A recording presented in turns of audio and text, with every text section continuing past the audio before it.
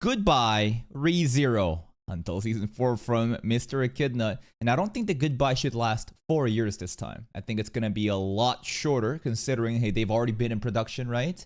And season 4 is a rebrand of what should have been included in season 3. But hey, let's get the final season 3 video from Echidnut. Season 3 may have ended, but the best season of ReZero has just been announced. Season 4 is confirmed. Subaru Bro is already calling it the best season. I mean, Arc 6, again, people just all say that this is like peak ReZero fiction. We'll see if Arc 6 can triumph Arc 3 for me. But here's the thing. I think a big reason why Arc 3 still lingers in my heart so much, not only is it because it's peak fantasy, it's like when you experience something first for the first time, you know, it's like a high you keep chasing.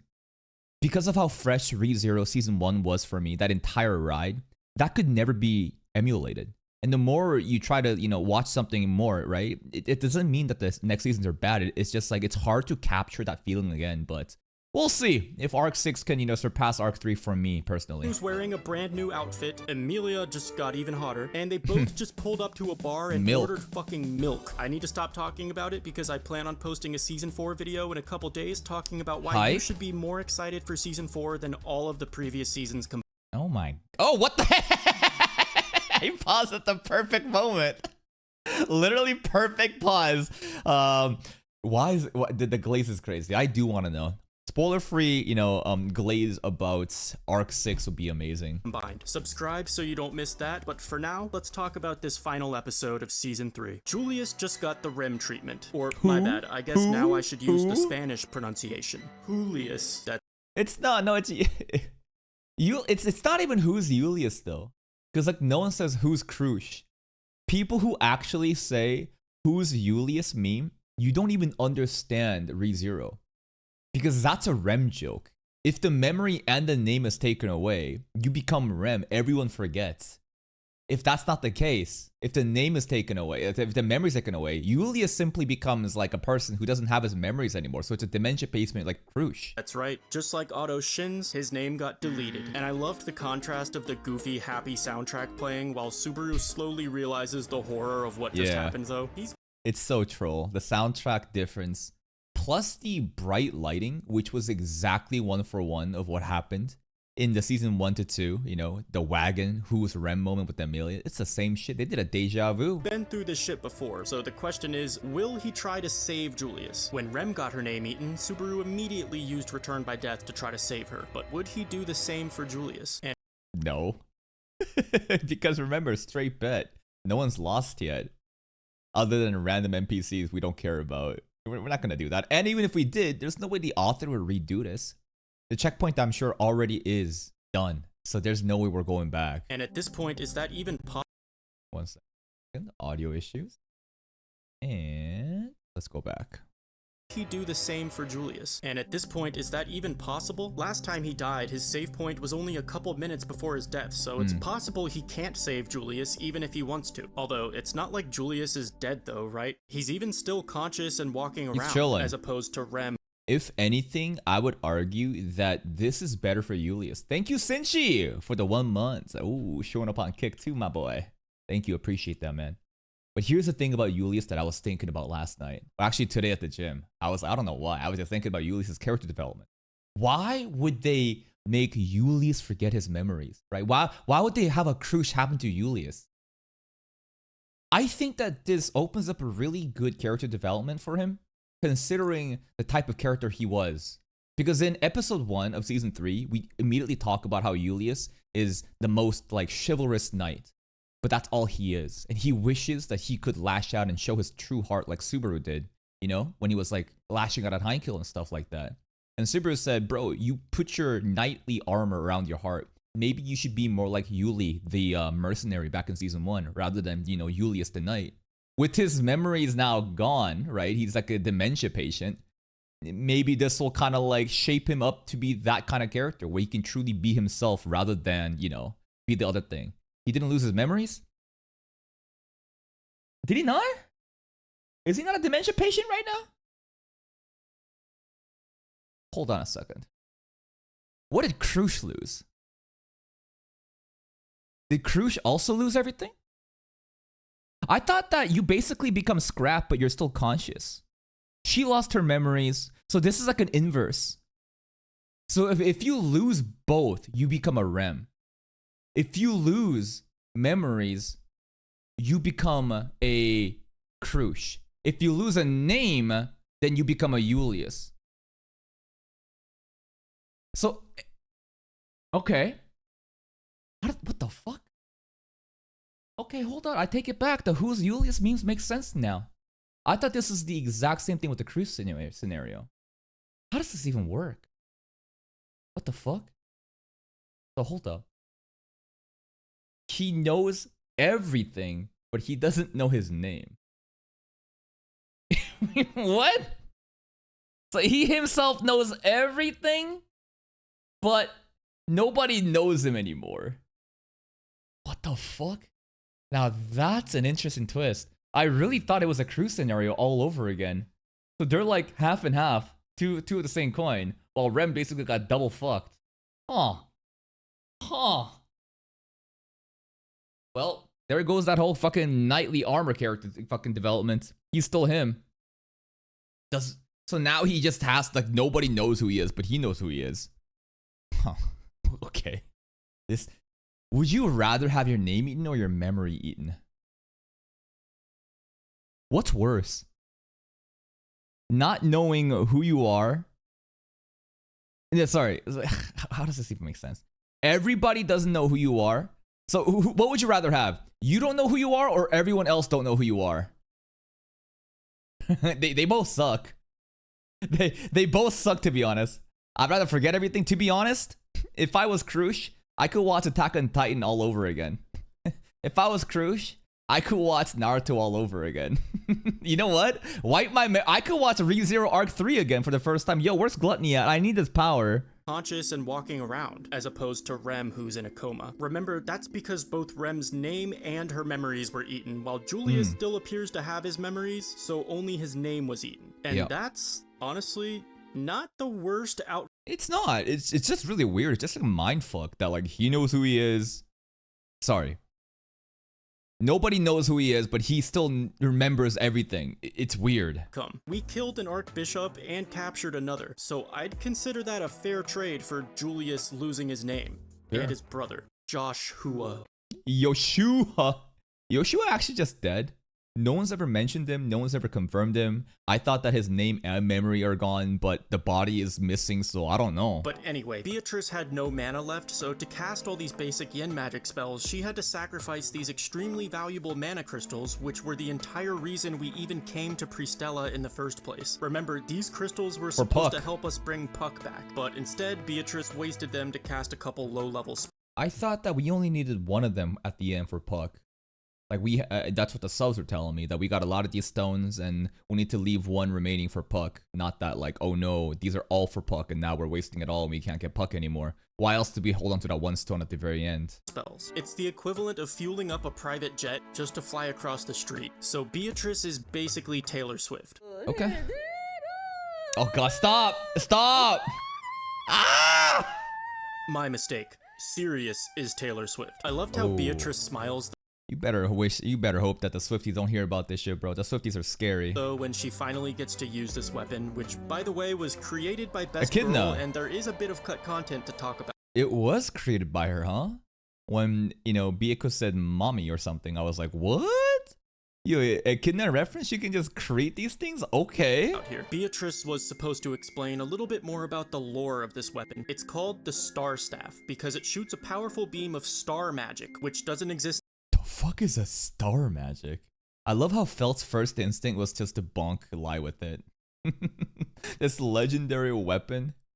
She's like, nah, I'm just gonna hit him with it, bro. With it just all wrapped up. Shoots a powerful beam of star magic, which doesn't exist anymore. Not even Rosball can cast it because Echidna didn't share that knowledge with anyone. But the beam isn't just a star magic though.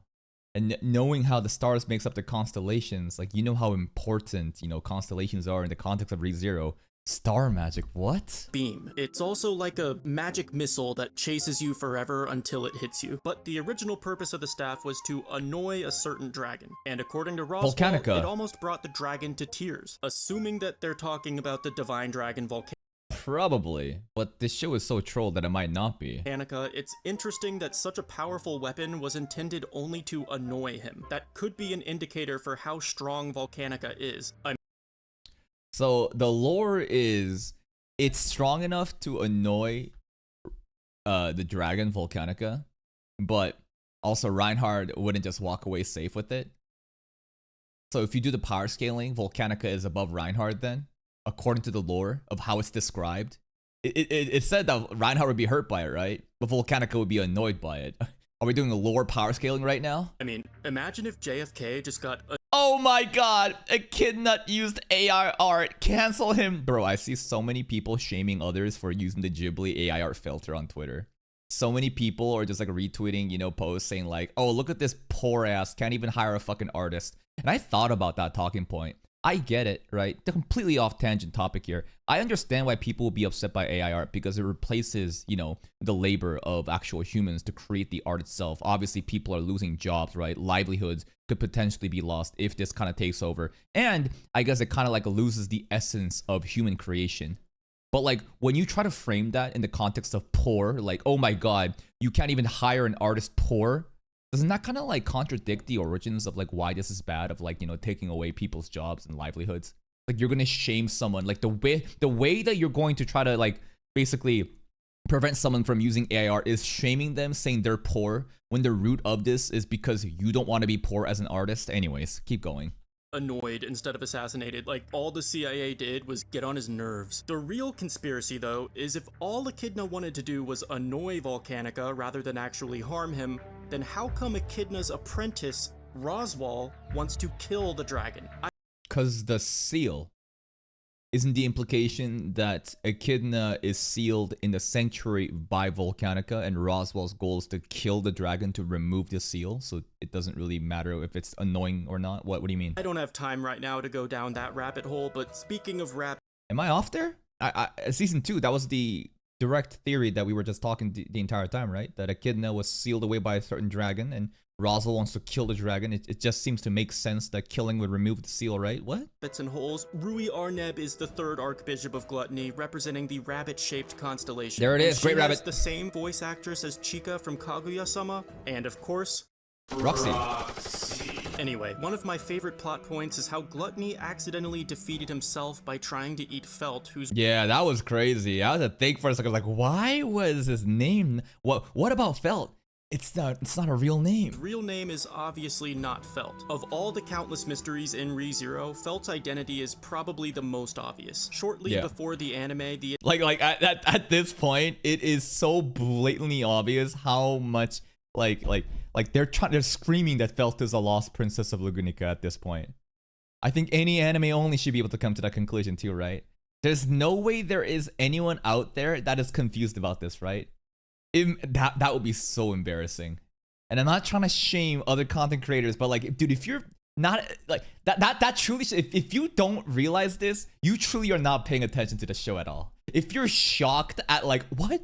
Who is really Felt? Like, come on. The show is telling you.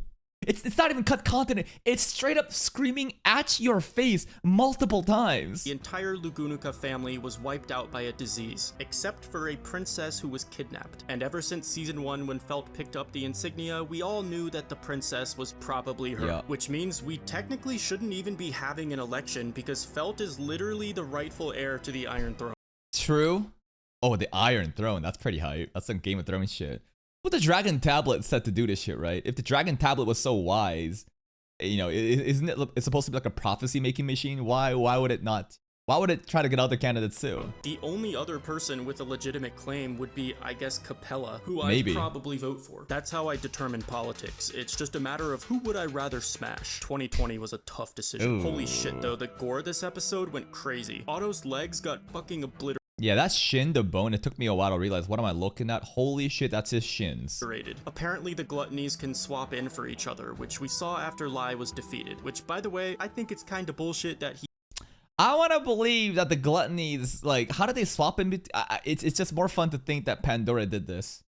That Pandora was the one that, you know, brought Rui out somehow, some way, because Otto is Pandora, and Otto is also not hurt right now. This is all just an illusion. Legs got fucking obliterated. Apparently the gluttonies can swap in for each other, which we saw after Lai was defeated, which by the way, I think it's kinda bullshit that he even still existed after being hit by the Star Staff. In my opinion, he should have looked like Theresia after that, but regardless, his sister Rui swaps in to replace him, and before showing her true form, she uses the body of this JoJo fan, who I'm Why though? Why did Prisoner show up for no reason? It was just so shocking. I'm like, is this actually their real design? assuming used to be a real person that was eaten by the gluttonies, and his speech appears to alter between the personalities of the other gluttony. So Rui can actually shapeshift into the people that they've turned into? Is it specific to Rui? Like, Roy is usually the one who says a word and then repeats a bunch of synonyms for it, and then during his transformation into Rui, we actually got a peek at the... Well, I can't say the name of what this is yet, but it's a big deal for us novel readers. Oh, peek at the what? I don't know. It looks like a... It's like a tunnel, right? What is this? A very bright tunnel. Spirals going on, who knows? Rui also mentions that Roy does whatever that woman says, and she's Pandora. talking about Capella here. For some What? Is Capella here, not Pandora? reason, Roy, as well as Elsa and Meili, used to refer to Capella as Mother. I wish... What? That's Mother? Capella is Mother? Now that is the secret, the remaining mystery of, you know, who they were referring to, Mother here from Meili's side, right? Remember, Roswaal was hired, Elsa was hired by Roswaal, but Meili was apparently by something else, so the Mother... The revelation now, it's Capella, okay. Refer to Capella as Mother. I wish I had more about that to tell you, but that's all I know. Why is she Mother? Because she gave birth to them? Not literally, but metaphorically? And okay, let's keep going. Anyway, the city is safe, and I guess I'll mention this cut content. I don't remember exactly how this went, but I'm pretty sure Subaru was carrying Beatrice over his shoulder here, and he says, hey, this position makes it easy to spank her. And then he starts spanking Byako's ass while laughing hysterically. I'm glad that they skipped that. That would kind of ruin the moment, bro. I love the 8-bit Pokemon soundtrack playing in the background. And they better fucking adapt that shit next episode, or else Luigi might strike again. Just kidding. Another funny scene was when Mimi stomps on Garfiel's injured body, claiming that Anastasia told her to dominate men. Like, what? What the fuck are you teaching this? It's kind of like how Amelia took it for granted too, right? Everything she heard of like how babies are made and like what a kiss might actually do. It's funny. And Nemi's like, yay, I'm dominating. Child, Anastasia. Show me. Do it to me. Anyway, Sirius has been captured. Also, we're just gonna conveniently forget that Anastasia has a secret that was confronted by Al, but we're just gonna forget about it. Okay. Sirius has been captured, and she seems to think Betelgeuse is inside of Subaru, and she warns him about the 3 gluttonies. You would think they'd be working together because they're in the same cult, but no. Sirius doesn't want Gluttony to eat Subaru because she thinks that that would erase Betelgeuse too, who's apparently inside of him. Sirius's terrible singing is pretty fitting for her character, but it also reminded me. I think someone asked the author if Amelia was a good singer, and he said no. Oh yeah, it was. I remember there was like a trivia, Echidna trivia. It was like, who's a good singer? I think Amelia was a terrible singer or something. Amelia's tone deaf. So maybe this is even more evidence that Sirius Fortuna. is Fortuna. But either way, that shit was fire. Like the video if you think Sirius should sing the new opening. No. I think we got some Ricardo fans outside. Jokobod. Ricardo Welkin's servant with the rainbow flag. Oh no. We got a furry over here. Al just called B. What did they say? But it's already meaningless. If I can't get what I want, there's no point in satisfying anything or even living. Ricardo was the last thing my late uncle gave me, yet you took it, broke it like a ruined toy, and returned something that doesn't even resemble what I loved. He just lost an arm. Chill, bro. Ricardo's chilling. Outside. Al just called Beatrice Byako, which is a nickname only Subaru uses, and this was happening in break time as well. That was so sus. He's never heard that pet name before, yet he used it. I don't know if Al overheard Subaru calling her that at some point, or if it's just another similarity supporting the Al is Subaru theory. I don't know, but regardless, Al was involved in practically every fight this season. He low-key might be the reason why we didn't wipe at all, seemingly, after episode 2. Because assuming that Al can redo everything just like Subaru, based on his dialogue with Capella, what if Subaru not having to use Return by Death simply wasn't because of, you know, good luck, but rather Al positioned the stars to align for us? You know what I mean? There was also a very sus thing with the mana stones of how Al gave it to Byakuya. And I remember a cut content, someone mentioning that you need Subaru's mana. It's not enough for any mana. Byakuya needs a specific battery from Subaru because of the contract they have. I don't know. And if Al is the one that stored the mana into the battery, don't you think that's kind of crazy, right? Again, I don't know how like real any of this is. I'm just spitballing off the top of my head based on what I've heard from random YouTube videos. He woke up Beatrice and gave her the mana crystals she needed to fight. He contacted Emilia and gave us her location. He told us how to avoid being eaten by gluttony. He flooded the city and killed the Council of Ten. And then he even somehow survived a fight with Capella. Without Al, the witch cult would have won the Battle of Crease. Al literally was the MVP of this arc, and he will never go credited. And that makes him really cool. Everyone will recognize Subaru in his speech for leading the, the campaign, but like Al from the shadows just like clutched so hard. It's crazy. Stella. Reinhardt played a big role, but Al was the MVP. The only part I'm confused about is why did he oppose Subaru making that speech? The only thing I can, again, imagine is Al doesn't want Subaru to go down the path that Al himself may have gone down. Because I keep thinking that like Al is a version of Subaru that had these heroic delusions, and it ended up just being bad in the future. Therefore, he kind of gave up. It's honestly very reminiscent of what's happening in Unlimited Blade Works right now, Fate. We're watching a Patreon exclusive, and Archer's identity is not revealed to me just yet, so not spoilers. But it's heavily implied at this point that Archer is Shiro, and that Shiro is Archer, just different timelines, right? So like a future self who had these ideals, who's become corrupt after suffering so much, is coming back to his past self and trying to let him know that this is not the way, is the way that I kind of view these two. But again, so many people are like, Al is not Subaru. So I'm like, all right, sure. Speech inspired people and restored their hope in the city, so why was Al against it? Just something to think about. Now, as for the cut content in this episode, a lot of it I'm not going to talk about yet because it's mainly build up for the next arc that will obviously be adapted in the first episode of Season 4, but there is one scene I don't expect to be adapted next season, and it's a conversation between Subaru and Wilhelm. Best grandson-grandfather duo! My reasoning is that Wilhelm is not a Season 4 character, so if they were going to adapt this scene, it probably would have happened in Season 3, but if I'm wrong and they do adapt this next episode, my bad. Basically, Subaru asked about his wife, and Wilhelm's like, yeah, I finally said I loved her, got some closure, etc. And then at the end of the conversation, Wilhelm has something to ask or say to Subaru, but stops and doesn't allow himself to say the words. And as he walks away, what did it say? Will you be my grandson? Reinhardt sucks. Will you be my grandson instead? He whispers only to himself, Sir Subaru, if you would, please, and then cuts himself off from saying the rest, because the unspoken words were something that no one should hear. And with that, the chapter ends. Now, Whoa! Sir Subaru, if you would, please. My grandson, my true grandson. My what? Sir, if you would, please. It sounds like if you would, please. It sounds like he's getting ready for some sort of request. Is there a if you would please? What kind of sentence leads in like that? My what? I don't know. Because the unspoken words were something that no one should hear. And with that, the you are my special. Hit the JJK opening. Chapter ends. Now, my interpretation is that Wilhelm wanted Subaru to be his son.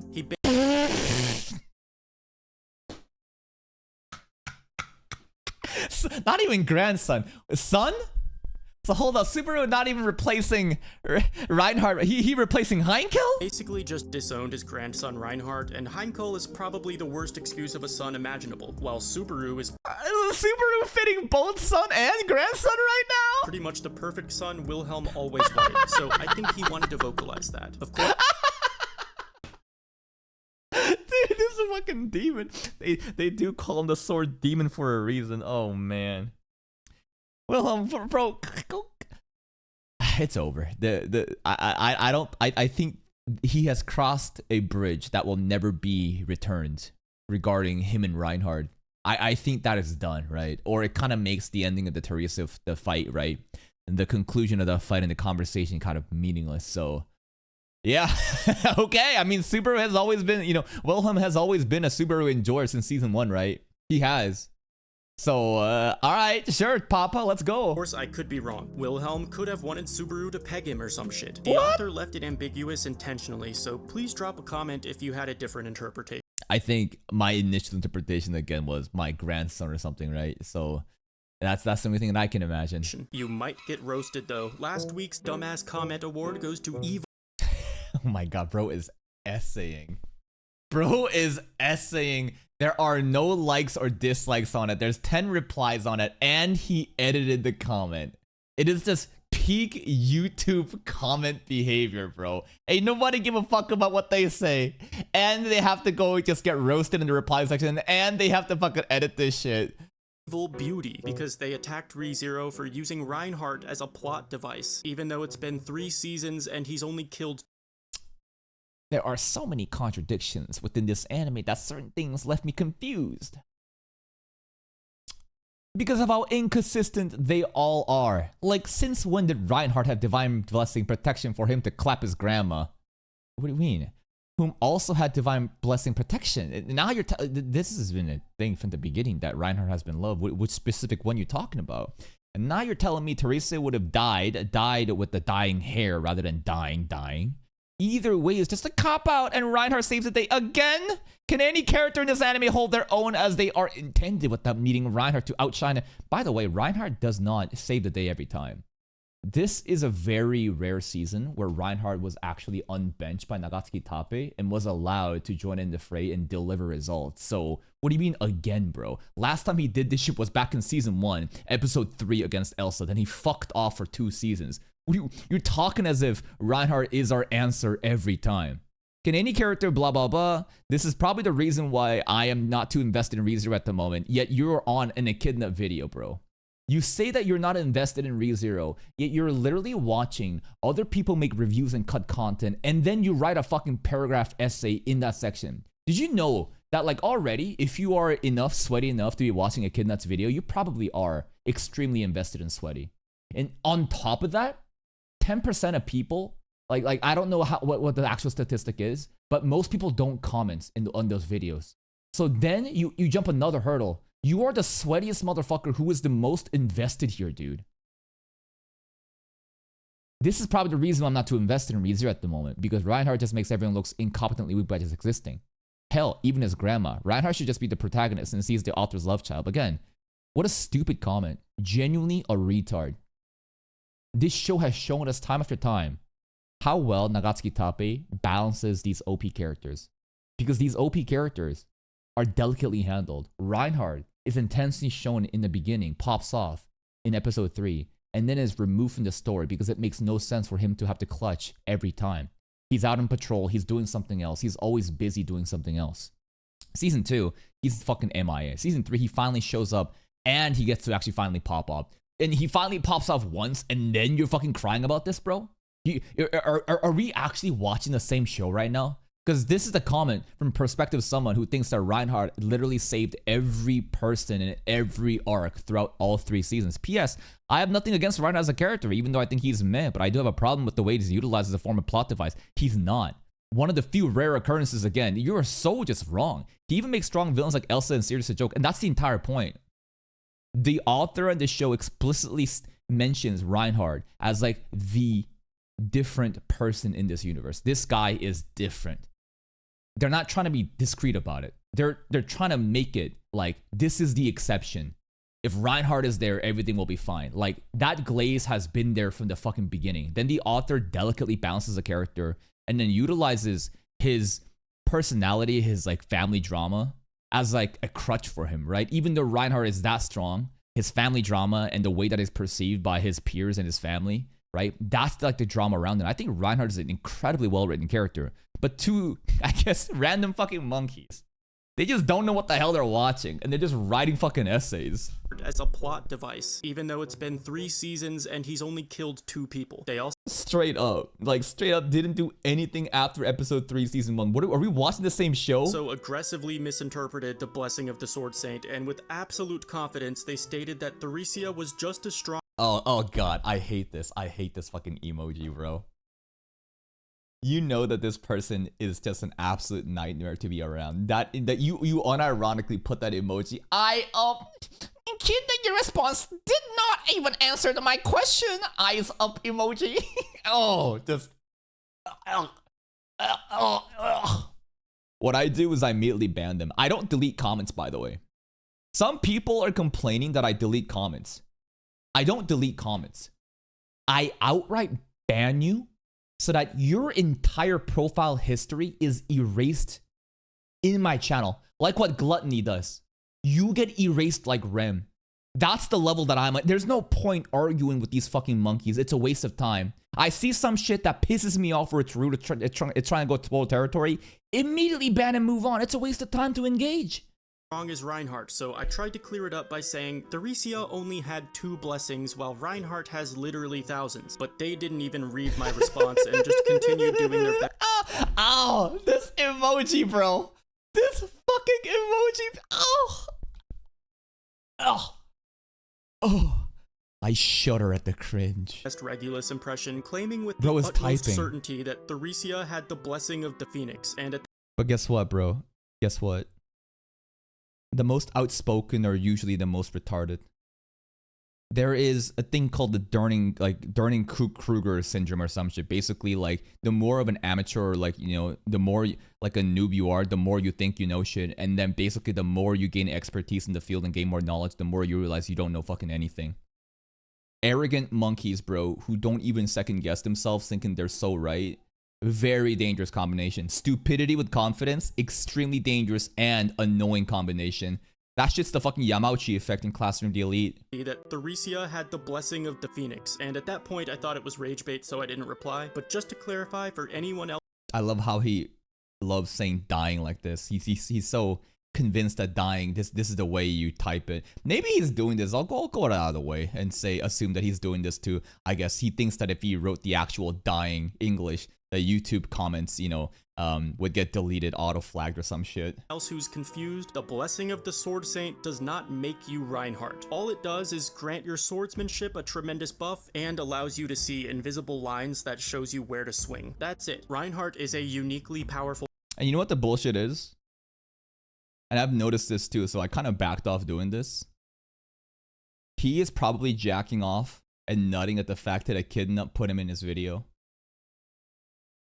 Genuinely, there are people that cry about me on Twitter. I make a video about them, then immediately they start getting excited. And they're like, oh my god, I made it on a video!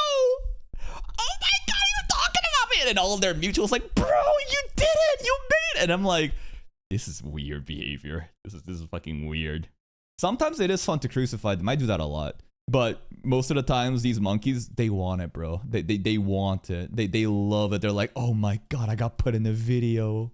Reinhardt is a uniquely powerful character who could clap his ancestors even if they all attacked him at the same time. Jesus, and guys, that list. obviously this person was just having a bad day, and we don't want to make that worse for him and potentially endanger everyone he goes to school with, so please don't attack him if he comments again. Just ban him and move on, genuinely. Like, there is nothing you can do to convince retards they're not stupid. You can't reason someone out of a position they did not reason themselves into. It is a waste of time and energy. You can make fun of them and make a video out of it and monetize it, but most of the times, I just ban them and just move on. It's genuinely just a waste of time. Finally, before I go, I want to give some overall thoughts on ReZero. Peak Ram fan service, baby. Look at those swinging feet. Let's go, Ram. Again. Finally, before I go, I want to give some overall thoughts on ReZero Season 3. Season 3 is mid. I think a lot of people didn't enjoy Season 3 as much as, like, the older seasons. No, straight up. Like, I was talking to some casual friends, and they're like, yo, what do you think about Season 3? And they're like, eh. Because, like, the reason I think a lot of people enjoy ReZero is due to the psychological nature of it, right? The intense psychological aspect of Natsuki Subaru and what he goes through. The insane lore, the deep and rich lore of ReZero, right? And stuff like that. And the action is a nice little reward at the end of the day. And for those group of people, I think Season 3 doesn't really do it for them because it's just all out Unga Bunga battles. So for the Battle Shonen enjoyers, I think that Season 3 will be very fun to them. But for the ReZero people who don't really care that much about the action, but they care more about like the intricate, tragic, you know, despair that happens, that basically highlights like the psychology of what would happen to a person if they gone through this. It's kind of missing there. To me, I am a monkey Unga Bunga enjoyer, so it doesn't matter one way or the other, but I totally understand why people will be not as hyped about season 3. This season was fucking incredible, and for me the highlight was definitely the art and animation. After season 2, I'll be honest, I was kind of a doomer. I had extremely low expectations for such an animation-dependent arc like this one, but they actually pulled it off and gave us even better animation than the first season, which is insane. The best episode was, it's really close, guys. It's basically a tie between episode 10 and episode 5, but episode 12 and 13 are both up there too. Episode 15 as well, and even episode 2 is at least in the Yeah, they're really great. Like the Capella intro is very memorable. A Super Speech episode, very memorable. Garfield versus like Regulus versus Reinhardt conclusion, very memorable. Garfield versus Kurgan, holy shit, Vincent Chancellor just basically made the best animated scene of ReZero that's probably ever gonna happen. So oh my god, there's a lot of good moments, but again, I get why a lot of people would not enjoy this season as much as the other ones. Hot take from me. Season 1, Season 3, Season 2 is the order that I enjoy. And a lot of people are going to complain and cry. Season 2, to me, the reason that I didn't enjoy it as much, here's the thing. I understand that there is insane lore being dropped about the witches. I get it. But something about being stuck in the sanctuary was so suffocating, and maybe that was the intention, but for me, having an entire arc, basically, and I literally made a graph about this shit too. Hold up. Watch this. So this is what I mean by it. I'll draw a graph to kind of like give you an idea. So if we have a graph here, what I want to show you is the relative like trajectory of ReZero during as the episodes go by, right? And I guess we can have an x-axis called time, right? As the episodes, right? Episodes. And I guess on this side we could have like payoff, right? Payoff or something, or like suffering, not suffering, enjoyment. Enjoyment. I don't know. I don't know what I'm trying to say here, but here, bear with me. Season 1, right? So for season 1, for S1 here, basically you had 3 separate arcs, right? This is for season 1. So for like season 1, right off the bat, like, it is fucking hype because there's 3 separate arcs, right? There's like 3 separate arcs, and maybe like in the beginning, it's just like, wow, brand new world, hype, hype, hype, woo! Oh shit, we're dying. Oh, Elsa's scary. Oh, we're dooming. Oh no, what are we gonna do? What are we gonna do? Reinhardt pulled up. Woo! Let's go! Right? That's what I'm saying. This is what I'm trying to say. And then season 2 was like, so basically, it's like Elsa pulled out. Oh no! See, basically that's like arc 1. Arc 2 is like we're chilling. Oh, slice of life rom-com. Episode 6 hits. Oh, you never cared about me. Despair. And then we ask for help, and Betty helps out, and peek, shamak, woo! You know. But you see how there's peaks here going on along with the valleys, right? And then arc 3 is like, boom, rock bottom. What the fuck are we doing, rock bottom? And then, oh my god, super the hero, white wall subjugation, better goose and peak. 3 separate arcs where you have multiple peaks payoff happening. You know what I'm trying to say? Season 2 is like, oh fuck, for like 12 episodes, 13 episodes until straight bet happens. You know what I mean? It's one long arc where you feel the depression, you feel the suffering and the L's for so fucking long that it gets tiring and suffocating. And then the payoff happens later. And because of that nature, season 1 was allowed me to get like, oh shit, the despair is there, but there's a lot of pop-off moments that's really enjoyable. Season 2 is just like, holy fuck, we're tanking for 12 episodes. And then we peak, right? We're tanking for 12 fucking episodes, and then we peak. But due to a lack of, like, I guess, intermission, like, payoff moments that happened due to the nature of separate arcs, season 2 for me was like that. Even though season 2 had some of the craziest plot, like, relevancy and design. The lore drops were, again, the secret is fucking crazy. That's why season 2 for me is like placed on the lower. Just because of like the structure of it. And I'm not saying season 2 is bad. I'm saying it's like a limitation because of the structuring of it. And season 3 is basically just like, woo, Pristella! Uh-oh, Sirius is fucking us up. And then we're just kind of there. And then the rest of it just like, we're just peeking off, right? We're just peeking off. So at the end of the day, season 3, I think really scratched my Unga Boonga like brain. The battle shonen stuff, like I love that shit. It's just payoff and payoff and payoff. It is. Season 2, amazing lore, crazy details, but due to the structuring of one long arc in one place, it felt like it was dragging on to me personally. And in season 1, my favorite season overall. Arc 3, holy shit. I hope Arc 6 can surpass it. Conversation. The best individual scene was obviously Vincent Chancellor's insane animation that you had to watch in 0.5 speed just to see what was happening, but other than that, I'd say Capella's introduction. Capella was easily the best character, she got most of the budget, and it honestly made me jealous that Echidna didn't get the same treatment in her What the hell? Why is she in an oven right now? season, but I'm glad Capella got an even better adaptation than she deserved. And that's a common sentiment I felt throughout the season, really. A lot of ReZero Season 3 was better than the source material. Not all of it, but I would say overall they definitely did it justice. I don't know if I'm ready to compare it to the 2 previous seasons yet. I already did. Might do that in the next video, but yeah, I'm really happy with Season 3, guys. Subscribe now, because in a couple days I'll post another video talking about Season 4 and why it'll probably And it's probably going to be the best ever. be the best, most perfect season of ReZero ever. Thanks everyone for watching these. And by the way, when I compare like season 1, season 3, season 2 on like an enjoyability, it's not like some people genuinely think it's like this, that like I'm somehow putting a season 1 here. Like if there is like, you know, like a fucking line of like how much I enjoyed it and like season 3 and like season 2. No, not even close, right? It's very insignificant. Season 1's up here. Season 3 and like season 2, like it's very relatively close. These are all above like 9, straight up. I genuinely believe that every season of ReZero is a minimum 9 out of 10. Maybe I'm glazing out of my mind right now, but like there is a very insignificant difference in like how much like I'm comparing the two. It's not like one season is so fucking bad that I'm placing it low. Again, don't get so fucking salty and mad about that. Just think about what I'm saying in a logical way. It'll make sense. That's pretty much it. Please go check out Echidna's channel. Thank you, Echidna, for another season of ReZero content to farm. And season 4 details will be there for it. Give the video a like, subscribe to his channel if you haven't, and see you next time.